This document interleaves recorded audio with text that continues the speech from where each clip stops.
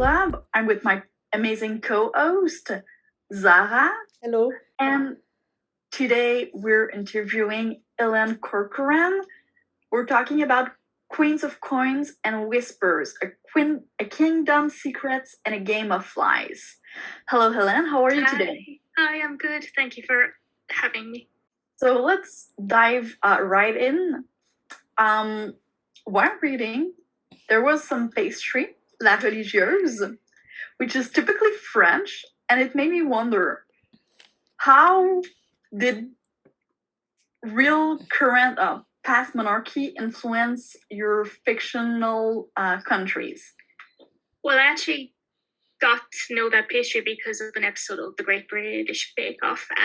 They had to make that pastry for one of the technicals, and I always put it at the back of my head that I was going to use that in a book. Past monarchies did absolutely influence me. A lot of history did. Queen Elizabeth I was a big influence for Lia, kind of in that she was such a big figure. She never married, and she was caught between her own power and the power of her court, the power of her own courtiers, kind of the push and pull of how much she could do without actually annoying them. The Elizabethan spymaster stuff that really influenced Xania as well. I did a lot of research on Francis Walsingham in regards to that.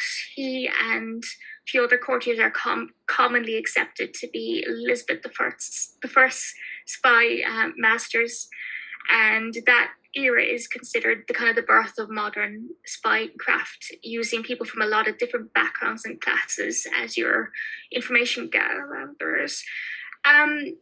In terms of other countries, I try not to directly use only one country for world building, because you're getting in danger of actually appropriating another culture and country. So I do tend to kind of use different influences.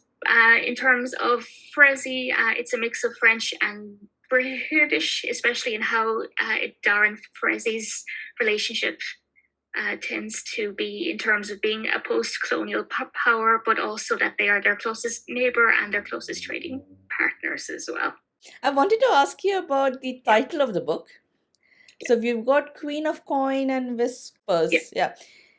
Is that referring to Xania, or was that some other inspiration for the title? We came up with the title, I think, in 2015. So the X of Y and Z format hadn't become the thing it was, because a lot of people go, oh, she just did the X and Y and Z format. The original title was Deep Rose, which was the original name of the capital city.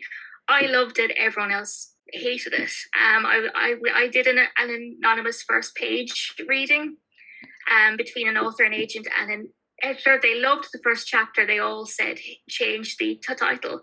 I was at a conference with friends at the time, so we literally went back to someone's hotel room, pulled out a note and pen and started listing out nouns and verbs and anything to do. So the title is actually the two of them. Queen refers to Lia, and Coin and Whisphers refers to Xania. So I did want to have, I knew at that point that it was that format, but I did want the title to actually refer to people and titles in the book. Why did you choose to write a royalty book in a fictional universe when there's no magical or different stuff that could make it fantasy? So in the original outline, there was actually magic. Idara didn't have magic, and Fresi and some of the other countries did. And then as I went on with the outline, I realized magic was creating more problems than it was actually fixing things for me. Because the biggest thing is, if you've one country who has magic and one who isn't, why is that country not in charge? Why is that country not have an empire? What is stopping that other country with magic from just invading and conquering? So I decided that I was going to intertwine magic and faith, and that when one belief in one wanes, then the other also dwindles. So there's a few references in the book that magic used to be a thing, that religion used to be a thing. And then it just dwindled. It was about 700 years ago that it fully dwindled. So it's kind of seen the way we would see myths and founding legends. It was a split 10-minute decision. I literally have it written down in my original notebook. If I get to do a second book, magic will come back. It has caused the biggest reaction. I wasn't expecting it. Like, people have gotten really angry at me, and they've been like, it's not like a fantasy book, it's like historical. And I'm like, but these countries aren't real, I made them up. So if I do get to have a second book, which I will be hearing soon, then magic does come back, and it causes an awful lot of upset. I'm basically doing for the second book everything I swore I wouldn't do in the first. It was just because also putting in magic kept changing the politics. It kept making the intrigue more complicated. The intrigue was already complicated enough, and it was just easier for my own sanity because the book was really, really long. So I just cut it out. So the book has a lot of political intrigue. How long did it take you to plan that, and was that a challenging thing? I think I've actually wiped most of it out of my head because it was really hard. I didn't plan it in the first draft, which was a mistake. I just finished querying another book, so I very foolishly thought, I've written one book, I can do this, it'll be fine. The previous book had no political intrigue at all, and the death that happens in the middle of the book, I never planned that. I wrote the chapter, it finished with the death, and then I sat there going, how do I fix this? Because that was who I thought the antagonist had been, and it turned out that it was someone else. So the first draft took about a year and a bit. I started it in late 2013, finished it in January 2015. It was 135,000 words long. Matthias originally had a point of view as well. And it was the first thing I cut because it was too crowded. So I had to work a lot of what was in his point of view back into the book. Chapter 2 was a little bit better, but still not great. It was chapter 3 that I trashed everything else and started from scratch again. I had a very long bullet point list with a lot of bullet points within the bullet points. At one point, I had a chart up with different coloured lines and arrows pointing to people to figure out who was actually double-crossing who when and who knew what when. So it took about, I think the version I sent to O'Brien was chapter 5. That was about late 2017. I sent the first couple of chapters of my query letter, and then O'Brien asked for the full in February 2018. So at that point, we were up to 5 years. I'm very happy to say that every book I've written since then has not taken 5 years. I think that was my big learning curve book. If I could go back, I'd probably do things differently now, but I'm still proud that I got there. I've written a second book in the world, and it is very little political intrigue. It's much more simpler political intrigue because I can't do that again. So what would you have done differently? Outlined in the very first draft, even if that outline had I was doing outlines, but they were generally 2 or 3 chapters ahead. I knew how the book was going to end. The ending changed completely. The ending was a very bittersweet ending. They were together, but Lia had actually abdicated the throne and not taken it. She and Xania were living in another country, and someone else was raising the heir. And I never actually felt she was suited to actually ruling a country, but everyone hated that ending. They just felt that I punished them and that I wasn't fulfilling the promise that I had floated to the readers at the beginning of the book. So I changed the ending, because when everyone who's read the book hates her ending, it's not them, it's you. I would like to speak a bit about Terese. Was she always planned to be a kind of a plot twist, or did it impose itself later on in your writing? I started querying Queen in 2015, and within 3 weeks I got an R&R, or revise and resubmit. The agent really liked the book. We met at a conference and I pitched her, but she had issues with the first half, that there was actually not enough spying stuff. So I went, okay. So she asked if I could make these changes and give her the book, and she'd read it again and decide if she wanted to take me on. So I agreed with her. Said okay, went back, brainstormed a bit. So Terese wasn't actually in the book until then. So I think we were on draft 4, I think. Her mother had been in an earlier draft, but she hadn't been her mother. And then I had cut her out because I had these scenes where Lia meets Parliament members, and the food that they served her matched their personalities. And I really liked those scenes, but they did absolutely nothing for the book. So I cut out all those characters. And I was playing a video game called Shadow of Mordor at the time, and I was kind of stuck, and I realized that Xania didn't really have smaller bosses to work through before she works her way up to the big bad. So I decided that I would plan some treasury-specific subplots, and some of them would be in the first half of the book, and that there would be hints for others in the second. So Terese was one of those plotline points that I knew from the beginning that she would end up being important. Coin's cat as well, which is a big kind of foreshadowing for her, was not actually in the draft until the very end. Like the arcs had actually gone out, but our family cat died, so I decided I was going to give Coin a cat. And then I decided that because Terese most frequently shows up in the treasury, that Coin's cat was really not going to like her. If you have if you have an arc, there is no cat. Could we see the book with the cover? Isn't that lovely? To have a physical copy feels really nice, doesn't it? It is, and they did such a good job. Like it's like embossed. It's kind of got foil, but it's very matte like foil, and it's like obviously people buy whatever format they want, but I'm always really happy when people buy the physical one because it's just such a beautiful book. They did like a really good job. Or was it a difficult process to choose from the beginning to the end?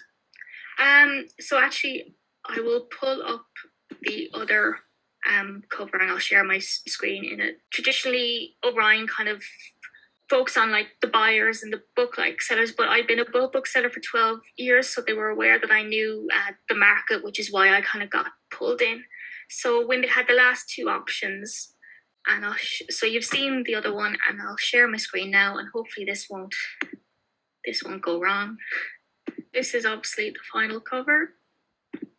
So as you can see, you have the little dagger for Xania, you have the coin for Lia, and it just looks like a really illuminated manuscript, and I really, really liked it. I'm very happy with the one like we got. So people in Edar belong to different steps, but we don't get a lot of background about the steps. So can you tell us about who belongs to what step? Is that where they're born? Are there people who don't belong to any steps at all, and what happens to them? Are they not on the social ladder whatsoever? So the main class is that the steps are 1 to 7. The whole idea that the further up you go, the closer you are to the monarchy power. Then there is the merchant-like class, which can be kind of taken as lower or upper. And then you have the working-like classes and going down to where you just have your general commoners, I suppose. Broadly, 1, 2, 3 are different classes of barons. 4 to 5 are kind of your next couple of ranks, your viscounts, your counts, and then 6th and 7th are primarily dukes and duchesses. It was an easier way because I was banking on most 16 and 17-year-olds not really knowing like your peerage and nobility classes. You'd see it a lot in Regency, but even then that tends to be very, very specific. I liked the idea of 1 being the lower and 7 being the higher. It is mostly based on your wealth and how old your actual bloodline is, your family. So even if you were in 2 5th step families, it would depend on how the other one ranked based on who married into who took whose name. I also wanted it to be kind of more based on influence and wealth because there's obviously same-sex marriage in the world, so I didn't want it to be assumed that a woman would be marrying a man and she would be taking his name. Like it's not that. You're mostly born. Marriage is primarily the way you move up and down. Xania's mother remarried. Strategically, her mother wasn't born her in the nobility. She was a private banker. Xania's father worked for the treasury and they crossed paths. So she was actually a 2nd generation immigrant family. So is it only the sixth and seventh that can marry into royalty? Yes, Xania would have kind of been on the periphery if they hadn't met, but I think if they hadn't met, she and Lia would probably have crossed paths purely on the treasury, but it probably wouldn't have been for about another 10 or 15 years. Do you need a specific setting to write? I type it all. I only handwrite when I'm stuck. I do a lot of my thinking in like a notebook. Like each book has its own notebook, and I'll write things down so I remember. But a lot of it is actually in my head. I will spend about 6 months to a year just thinking about a book, and then by the time I come to start writing it, it's pretty solid in my head. I used to do most of my writing in coffee shops before 2020, and now it's just in a desk in my room. This desk. I've been able to write in a coffee shop once this year when our cases were low enough that I felt comfortable, and I wrote like 1,000 words in one go. It was amazing. I wrote all of it actually in my acknowledgements in Queen. I put in the 2 coffee shops. I wrote most of it in because it was a running joke, and I always swore I'd put like them in. Then in 2020, you couldn't go out. So it was a real learning curve because I was working from home, so I was doing my job, and then I was having to take a walk so I could switch my head off from my job and then go make dinner and then go write at the same place again. So it was a big adjustment. Writing was very, very hard in 2020. I've managed to come back and I got a lot done this year, but I did a lot of catching up this year. Mostly would just be coffee, really. Do you use beta readers or friends or family to help you when you're writing the book? I did have several readers for Queen. Now I have mainly 2 people who are my kind of ideas board. So if I have an idea, I will float it at them because they're the right kind of people and that they won't scupper an idea. So my process has actually changed a lot now, and that I will write a couple of chapters, I'll go back and I will edit them. So I won't write the whole draft and then edit it again. I'll actually fix like problems as I go. So for every book now, I'll write about a 2-page synopsis, which just kind of gives me an idea of where to go. I send things to my agents in chunks, so I'll usually give him the first 20 to 40,000 words, depending on the length of the book, to see what he thinks. And then if he likes it, I'll keep going to the end.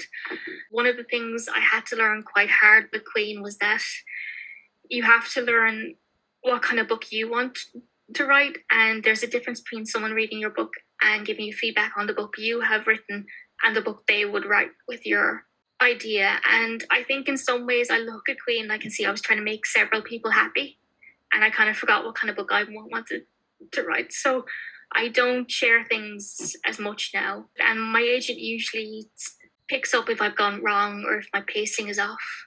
I have an idea of my strengths and weaknesses now, which I didn't while I was drafting Queen, because again, it was my big learning curve book. So now your process has changed a lot. If you could give your past self an advice, what would it be?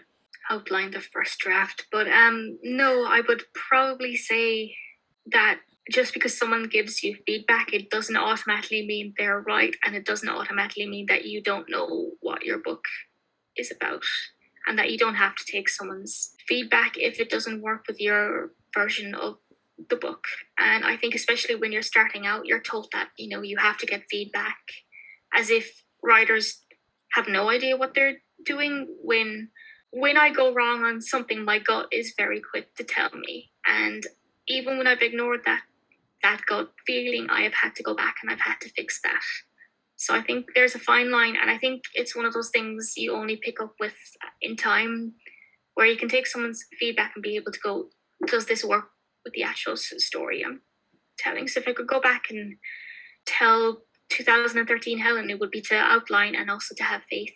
I recently discovered that you have a little prequel book, and that was really lovely to read because you sort of see how Xania and Lia almost met each other, right? It's really nice. So then I wanted to ask as well, in the actual book, there's a part where Matthias and Xania go to rescue Lia, and there's a whole lot of other stuff happening at court that we don't see. It's off book. Have you ever thought of actually releasing a little follow-on thing or a little like standalone thing about what actually happened in this couple of months? A lot of people were in that part of the book.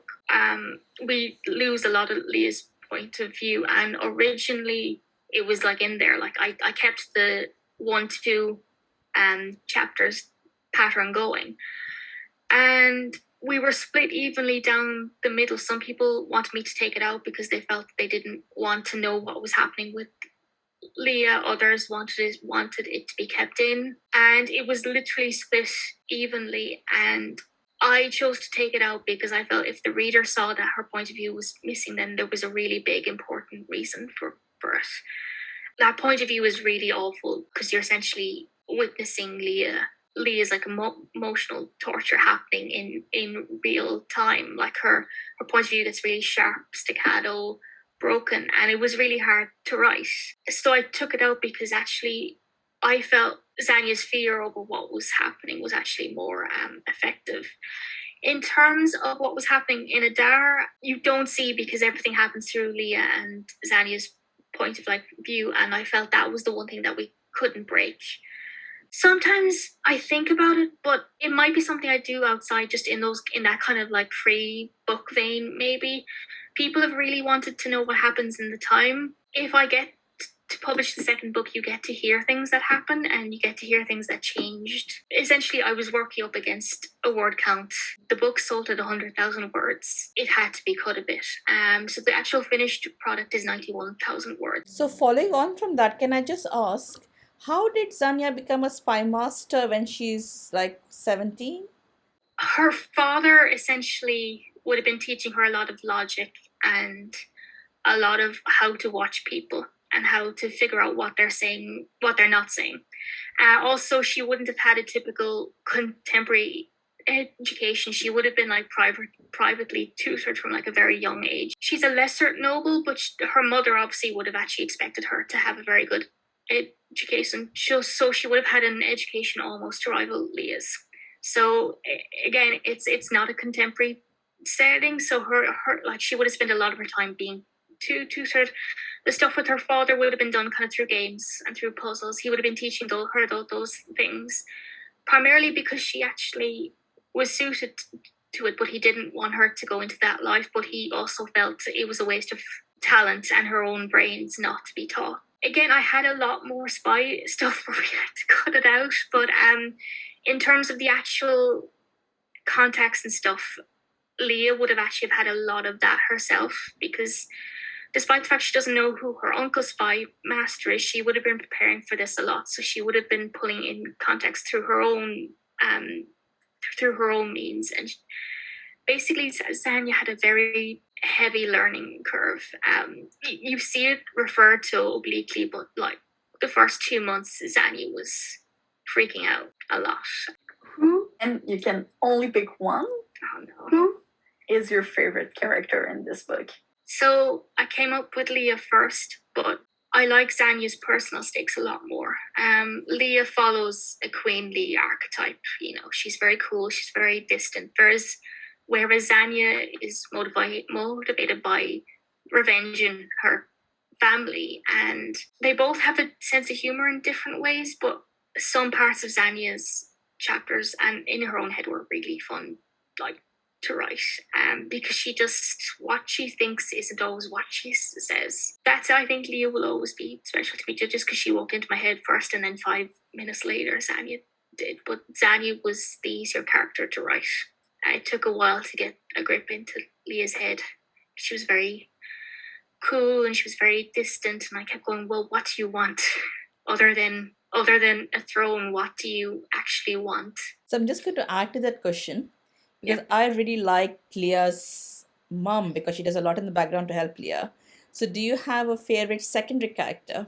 I actually really like Xania's sister, because she's the closest to an actual teenager in the book, and her concerns are very teenage girl-like, and it's just a relief to have someone whose biggest problem is not the potential crumbling of an entire country into civil war again. Aubrey I really liked. This is kind of word of God because we had to cut the subplot out, but Aubrey is a ace, and he and Lia come out to each other essentially. It was a subplot that we cut out because my editor felt that everyone else kept their cards very, very close to their chest. Isra was the really good one as well. I think out of the adults, Diana and Coyne are my... Actually, no, I'm going to change my answer. Xania's stepfather. Xania's stepfather yes. had a fan club while the book was being queried. Everyone loved him. I just really like Lord Martin because he's a high-ranking noble who manages to stay out of all of the politics, out of all of the gossiping. And he's just a fundamentally decent man. He's probably like the one decent man in that entire book other than Coyne. If you could go have dinner with any character, with whom would you want to spend like a couple of hours just eating and discussing? I would say Aubrey because he would be the least likely to ridicule me because they're all very, very smart, competent people. I don't think they'd have much time for me. There's also Isra's brother, Hassan, who is just a very, very minor secondary character who is completely unsuited to the cruel world, and I actually think he would be a lot of fun. He shows up twice in the book, but he's just a really nice guy. He is completely unsuited to marrying like a queen, so I think he and like Aubrey would probably be the safest people. Because I think Xania would just think I was stupid and I would be too intimidated by Lia, I think. I don't know. Are you supposed to actually admit that you're intimidated by characters you made up? I don't know. So you said in this world, the same-sex marriage is fine, but Lia and Xania always seem to be either fighting their attraction or trying to hide it. So is the only reason for that is because Lia is expected to have an heir, and therefore they don't want everyone to know her attraction to Xania, or is there something else to it? No, it was always the core question I gave myself when I thought up the book was, can you have an openly lesbian queen and still deal with the main pillars of monarchy, which is a political marriage and a legitimate heir? So basically, if you can keep those two things, that is kind of how most royal dynasties keep going. Some people view this as a form of homophobia. I personally don't, because I think it's the situation that she's in. Both views are fine. I'm not going to say they're wrong.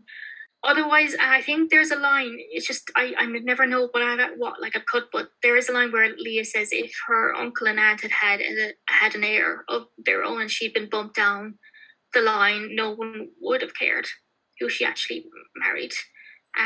She likely, if she'd met Xania and things still worked out, it would have been fine. Other instances, like Diana has a wife, Coyne has a husband, and those are two of the most powerful people in the actual country, and no one bats like an eyelid. So it was mostly going, can Lia keep the crown, and can she still keep a dynasty open? It is a slight critique of kind of heteronormative monarchy, as much as you can do within the point of view of an actual queen who has grown up believing that, she is entitled to have this job and that her own child is entitled to still have this job. Do you have favorite author or creator that you drew like inspiration, or do you want to be as good as them in your own way? The two biggest inspirations from when I was a kid that I realized influenced this book was Tamora Pierce and Garth Nix. I read Tamora Pierce when I was 11, and she's the reason I got really into like fantasy. She's the reason I wanted to write female-focused fantasy. Garth Nix, I read a little bit later on. I reread Sabriel on audio and realized how much his work had actually influenced me without even realizing it. In terms of, I would love to be able to write something to the size of Priory of the Orange Tree eventually. If someone would actually let me go off and write an 800-page book, because just if you write a standalone YA fantasy, there's only so much world building you can actually put in. There's only so far you can go. Whereas the word length of adults, you still have like limits, because obviously Priory of the Orange Tree isn't Samantha's first book. but I would really love to write a big adult epic fantasy eventually, even more than one book. I'm working my way. working my way up to it. So I wanted to ask, you said you were a bookseller for 12 years. How did you then get into writing? I decided I was going to be a writer when I was aged 8. I read an Enid Blyton book and something clicked in my head that someone had sat down and written this, and I decided that was what I was going to do. I wrote my first book when I was 11. It was about Irish werewolves. It was incredibly bad. I cannot emphasize enough. It was poorly veiled fan fiction of a book called October Moon by Michael Scott, which has come back into print. And then I tried to write a book that was not thinly veiled fanfic and got about 40,000 words in. And then my family got the internet and I discovered that people wrote fanfic and put it online. So I did that for about 11 years. I think I was about 13 to 21 or 22. And then I kind of migrated back to my own stories again. But fanfic was a really good training ground because you have to have a beginning, middle, and end, and people have no qualms about telling you when something isn't actually working. When I finished college, I wrote a book which was about lesbian werewolves. I really like dragons and I really like werewolves. That was slightly less crap, and I queried a few agents. I got close, but this was at the waning point of like YA paranormal, so like the market was completely against it. I think I'll probably go back to it eventually and do a full-scale godding and really like writing because I do like the core idea. And then I wrote a weird steampunk Alice in Wonderland with family dysfunction kind of book. Then I didn't write anything for a while, and then I was standing at work shelving books and just was thinking about fantasy and thinking about what kind of fantasy I still hadn't read and I really wanted to read. And then Lia and Xania just walked in. So book selling was good because I was a bookseller from like 2006 to 2018. So I was there for Twilight. I was there for dystopia. I was there for the contemporary boom. So you get to actually see what sells and why, even if you don't always agree with the books that are really popular. You get to talk to actual teenagers and see what they like and what is working for them and what they wish to see. It's also a really physically demanding job. And you have to work retail in December. And after 12 years, my body was starting to really struggle. And also there's only so many Decembers you go before you're really close to possibly telling someone something rude and getting fired. And also I'd reached the point where I wanted to work on my own stuff. I wanted to sell my own books and not other like people's. I still do miss it though, because I'm not as generally aware of what's coming out as much. Like I tend to be very focused on the books that I'm looking forward to, whereas as a bookseller, you kind of have to be generally aware of like everything. What's next in terms of writing? So I will know fairly soon whether I'm going to have another YA out. Can't tell you anything else because that's all I know. I'm on submission with an adult book as well, but 2021 has been a year for everyone. I'm revising another adult book to send to my agent in early next year. I had to think what year is next year. I'm hopefully going to go on submission with that. So I'm currently in that weird limbo in between phase where I've written a lot but not sold anything yet. Hopefully even if we sell the next YA, I won't be able to tell anyone for several months until it becomes public. Hopefully there'll be another book out in 2023. Yeah, if it turns out to be a no, I might come back to you and we'll cut like this like bit like out because otherwise the book won't like exist. But it is set in the Queen universe. It's set about a decade and a bit after. So Lia and Xania are the grown-ups now, and the main character is a character who was introduced in the epilogue. She's the new character mentioned at the very end of the epilogue. There was more about her because I was hedging my bets in case I ever got to write a second book. Editor made me take it out because she wanted the epilogue to focus primarily on Lia and Xania because it is the end of their story for now. Started writing it last year and had to trash everything I'd actually written because it was all terrible, and you could see I was writing it under a very stressful lockdown. So I started again in February and we got there. It was really interesting coming back to Lia and Xania's adults because they're a little bit wiser, but you can still see the core of who they are. The dynamic is interesting because they're still married. They're now monarchs. They've got, they've been married for quite some time at this point. So they're still them, but they've also changed, and they've still managed to keep things together. So they've been through a lot. What advice would you give to someone who's new to writing? Try really hard to finish the first book. It's always easier to write another one if you manage to finish the first one, whereas if you keep almost only writing chunks, it's going to be really hard to get past that point. You don't have to start with the book. A lot of people write short stories. I mostly fail at short stories because they always read like they're at the beginning of a book, but a short story is a really good way. If you don't have your own ideas, write, fanfic. You don't even have to put it online. It can just be for you. But I would say finishing is the first thing, and also not to judge your own progress by a published book, because that book has been through several rounds of edits. It's been copied. The first draft of Queen looked nothing like this. I'm pretty sure it's still around somewhere, but I think no one has actually seen it other than myself. It's possibly still saved on a USB stick somewhere. Mostly finish and just keep trying. So this or that, everyone, and let's dive in. This or that, vanilla or chocolate? Vanilla. Night or days? Night. Blanket or socks? Blanket. Paper or computer? Computer. Movie or theater? Pre-COVID theater. Restaurant, bar? Restaurant. Family, friends, or lovers? Friends. Summer or winter? Winter. Mountain or ocean? Ocean. City or country? City. Well, that's it. Wait, I have one more. Lia or Xania? No! I spent too long with them. They're like my children at this point. Thank you very much for your time today, Helen. Thank you It's lovely for to chat to you. having Thank me. you for It your was time. lovely. Do you have any final thoughts for your readers? Mostly just thank you for supporting the book. Thank you for buying it. It was a really tough debut year to come out in, and for a while there I kind of thought my YA career had ended before it had even begun, and people really supported the book. They really showed that there was a demand for this kind of YA, and it helps everyone else who wants to write these kind of books, and it shows that there's a market even if people claim that there isn't. So thank you for supporting the book, and I'm going to try really hard to give you more. You look forward to reading it.